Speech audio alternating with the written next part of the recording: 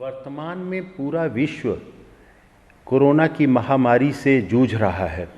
इस समय तमाम जानकारियां सोशल मीडिया के माध्यम से प्राप्त हो रही हैं, लेकिन तमाम भ्रांतियां भी समाज में व्याप्त हैं। इस विषय पर मैं संक्षेप में आप लोगों को कोरोना के बारे में जो वास्तविक स्थिति है उसके बारे में बताऊंगा। पहले तो मैं छात्रों के परिप्रेक्ष्य में बात करूंगा कि छात्र जो हमारे यंग और युवा हैं, ज़्यादातर उनका स्वास्थ्य अच्छा है, रोग प्रतिरोधक क्षमता अच्छी है। तो ऐसे में इन बच्चों को अगर कोरोना इन्फेक्शन होता है तो ज़्यादातर एसिम्प्टोमेटिक होगा, और हो भी गया इन्फेक्शन, किसी को बीमारी भी हो गई तो आप उससे जल्दी ठीक हो जाएंगे। लेकिन आपके बीमार होने पर, एसिम्प्टोमेटिक होने पर भी समाज के सामने एक संकट है जिस पे मैं आपका ध्यान आकर्षित करना चाहता हूँ। एक तो यदि आप बीमार होंगे और घर में आप आते जाते हैं तो आपके घर में जो बुज़ुर्ग लोग हैं, जो ऐसी बीमारियों से ग्रसित हैं, क्रॉनिक बीमारियां जैसे डायबिटीज़ है, किडनी है, कैंसर है, या कोई अन्य थायराइड की बीमारी है, उन लोगों को ज़्यादा आसानी से बीमारी पकड़ेगी और उनके लिए गंभीर समस्या खड़ी कर सकती है। तो इसलिए आपको अपने को बचाना अत्यंत आवश्यक है। और दूसरा जो संकट है कि आपके माध्यम से बीमारी जो फैलेगी घर में, घर के अन्य सदस्यों के माध्यम से घर में खास तौर से गर्भवती महिलाओं या छोटे बच्चों के लिए भी खतरा बन सकता है। तो इसलिए आपको अपने लिए बचाना अत्यंत आवश्यक है। बचाने के जो साधन हैं वो सर्वविदित हैं, फिर भी मैं संक्षेप में बताना चाहूँगा कि पहला तो जब सबसे महत्वपूर्ण विषय है कोविड-19 पर, वो फिजिकल डिस्टेंसिंग का है। कम से कम 1 मीटर, संभव हो तो 2 मीटर की दूरी बना के रखें। और यदि इतनी दूरी बनाई जाती है तो इस वायरस में 90% से ज़्यादा संभावना है कि संक्रमण की संभावना कम हो जाती है। दूसरा, बार बार किसी भी कार्य को करने के पहले, किसी भी सरफेस को छूने के पहले और बाद में साबुन पानी से 20 सेकेंड हाथ धोने की आवश्यकता है, या अल्कोहल बेस्ड सैनिटाइज़र प्रयोग करने की आवश्यकता है। बाहर जाते समय मास्क का अवश्य प्रयोग करें, और हमने ये पहले ही बता दिया कि आपका सुरक्षित रहना आपके परिवार और समाज के लिए कितना आवश्यक है। मास्क के प्रयोग के बारे में मैं संक्षेप से छात्रों को बताऊंगा। यदि कोई संक्रमित व्यक्ति मास्क का प्रयोग करता है तो 70% बीमारी को फैलाने की संभावना कम हो जाती है। केवल एक स्वस्थ व्यक्ति मास्क पहनता है और संक्रमित बीमार व्यक्ति नहीं पहनता है तो यह संभावना मात्र 30% कम होती है। इसलिए अगर एक ही मास्क है 2 लोगों में तो बीमार को पहले मास्क पहनाना है, स्वस्थ व्यक्ति को बाद में पहनाना है। दूसरा, यदि बीमार और स्वस्थ दोनों मास्क पहनते हैं तो करीब 97-98% संक्रमण की संभावना कम हो जाती है। तो ये तो बेस्ट होगा कि दोनों लोग मास्क का समुचित प्रयोग करें। मास्क और हाथ के धोने के बारे में ये मैं बताना चाहता हूँ कि किंग जॉर्ज चिकित्सा विश्वविद्यालय की वेबसाइट पे हम लोगों ने छोटे छोटे 2-2 मिनट के करीब 25 वीडियो अपलोड किए हैं। इनको सभी छात्र देख सकते हैं, वो फ्री वीडियो अवेलेबल हैं, उनको शेयर भी कर सकते हैं। उस वीडियो में बहुत ही अच्छी तरीके से, लेकिन टेक्निकली करेक्ट मेथड हमारे विशेषज्ञों द्वारा वीडियो बनाया गया है। तो आप लोग इसको अवश्य देखें और प्रयोग करें। तो इसलिए हमारे युवा पीढ़ी के ऊपर एक बहुत महत्वपूर्ण जिम्मेदारी है कि अपने को स्वस्थ रखें। और स्वस्थ रखने की दृष्टि से बड़े लोगों, बुजुर्गों को भी हम कुछ ऐसी चीज़ें हैं जिस पे ध्यान रखें तो सब लोग बच सकते हैं। खास तौर से ये जो 3 कदम हमने बताए, उसके अलावा स्वस्थ जीवन शैली ही एक ऐसा माध्यम है जिससे इस बीमारी से सार्थक लड़ाई लड़ी जा सकती है। और स्वस्थ जीवन शैली से मेरा तात्पर्य है कि कम से कम 6 to 8 आवर्स की स्लीप, जिसमें रात में 10 बजे से प्रातः 4 बजे का समय सोने के घंटे में शामिल होना चाहिए। पर्याप्त शरीर को आराम देना, क्योंकि वायरल इन्फेक्शन में मेडिकली एडवाइस किया जाता है कि पर्याप्त रेस्ट सबसे साधन अच्छा है रिकवरी के लिए। तो पर्याप्त रेस्ट होना चाहिए। और पौष्टिक भोजन, सुपाच्य भोजन करने की आवश्यकता है।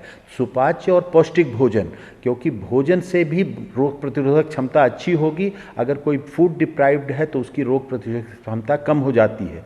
3 से 5 लीटर तक पानी, डिपेंडिंग ऑन कि आप गर्म इन्वायरमेंट में, धूप में बाहर जाते हैं और गर्मी के मौसम में, तो पर्याप्त पानी, डिहाइड्रेशन भी नहीं होना चाहिए।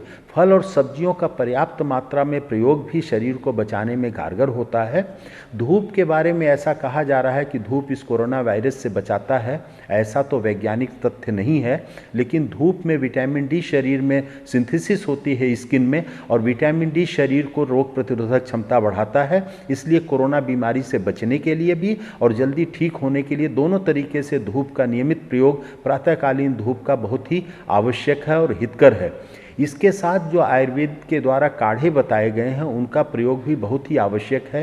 खास तौर से विटामिन सी वाले जो पदार्थ हैं वो वायरल इन्फेक्शन में प्रोटेक्शन देते हैं।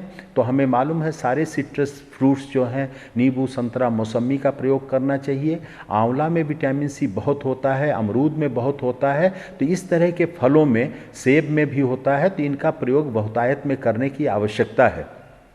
गुनगुने पानी का दिन भर प्रयोग करना चाहिए, क्योंकि थ्रोट के माध्यम से ही, नाक या गले के माध्यम से ही ये वायरस शरीर में प्रवेश करता है और वहाँ पर जो म्यूकस मेम्ब्रेन है उस पर डिपॉजिट होकर के वहीं से ये शरीर में प्रवेश पाता है। तो गुनगुने पानी का अगर प्रयोग किया जाएगा तो ये फ्लश हो सकता है, मर भी सकता है। तो इसलिए इस इन्फेक्शन से बचने का एक, अगर प्रारंभिक अवस्था में जब संक्रमण हुआ है तो ये गुनगुने पानी, इस दृष्टि से हर्बल टी है, ग्रीन टी का प्रयोग करना है, या गुनगुने गाढ़े का भी प्रयोग करना, जो आयुर्वेद के हिसाब से बताए जा रहे हैं। गिलोय का गाढ़ा है, या तुलसी, अदरक, काली मिर्च का काढ़ा है, या काली मिर्च, अदरक और लहसुन को कूच करके प्रयोग करने का है।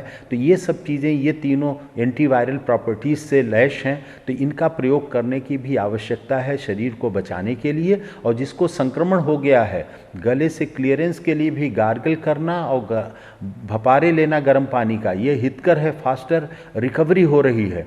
इसमें ज़्यादातर लोग समस्या में फंस रहे हैं, या तो पैनिक करके खाना पानी सब छोड़ देते हैं, डिहाइड्रेशन हो गया तो बीमारी और गंभीर हो जाती है। और दूसरा, जिन लोगों को कंकमिटेंट डिजीज़ेज़ हैं, कोमार्बिड कंडीशंस हैं, जैसे डायबिटीज़ है, हाइपरटेंशन है, हार्ट की बीमारी है, कैंसर है, थायराइड की प्रॉब्लम है, तो इनको अपनी उन बीमारियों को नेग्लेक्ट नहीं करना है। अगर डायबिटीज़ कंट्रोल रहेगी तो रिकवरी होने की संभावना अच्छी होगी, अनकंट्रोल्ड हो गया तो मुश्किल में पड़ सकते हैं। तो इन बीमारियों पर भी ध्यान देने की आवश्यकता है, और इस पे अगर इस तरह के कार्य कर सकते हैं तो हम लोग बचने की दिशा में अग्रसर होंगे। और दूसरा, इसके साथ ही ये आवश्यक है, सबके संज्ञान में मैं लाना चाहूँगा कि नियमित व्यायाम और ख़ास तौर से श्वसन के व्यायाम, प्राणायाम, इसमें शरीर की जो लंग की कैपेसिटी बढ़ाना आवश्यक है। और इसमें ये ध्यान रखने की आवश्यकता है कि इस बीमारी में इम्यून सिस्टम पे अटैक नहीं होता है,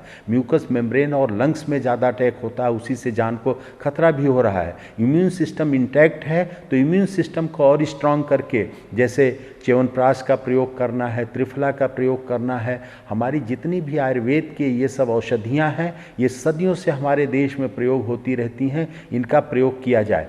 और डर की बात खत्म करने की दृष्टि से मैं आपको कुछ आंकड़े बताना चाहता हूं कि विश्व में इस महामारी में मात्र 2% मरीज गंभीर हैं। इसका मतलब 98% माइल्ड नेचर के हैं, उनमें स्वतः रिकवरी हो जाएगी। हमारे देश में तो और भी सौभाग्य है कि 60 to 80% पेशेंट्स एसिम्टोमेटिक हैं। इनमें केवल सेल्फ क्वारंटाइन, आराम करने की आवश्यकता है, बिना किसी इलाज के ठीक होंगे। और वास्तव में कोई इलाज है भी नहीं एंटीवायरल या वैक्सीन। तो इसमें पैनिक न करें। ज़्यादातर बीमारी माइल्ड नेचर की है और स्वतः इसमें रिकवरी होती है वायरल फीवर में हफ्ते से 10 दिन में। तो इसलिए पैनिक न करके अगर कोई आदमी संयम से अपना इन बताए गए नियमों का पालन करेगा और चिकित्सकीय देख रेख में रहते हुए अगर करेगा तो किसी तरीके का ज़्यादातर लोगों को कोई खतरा नहीं है। मेरी शुभकामना है आप सभी लोगों के लिए, इस कोरोना बीमारी के बारे में अच्छे सार्थक संदेश जन जन तक पहुँचाएँ, अपने को बचाएँ, औरों को बचाएँ। बहुत बहुत धन्यवाद।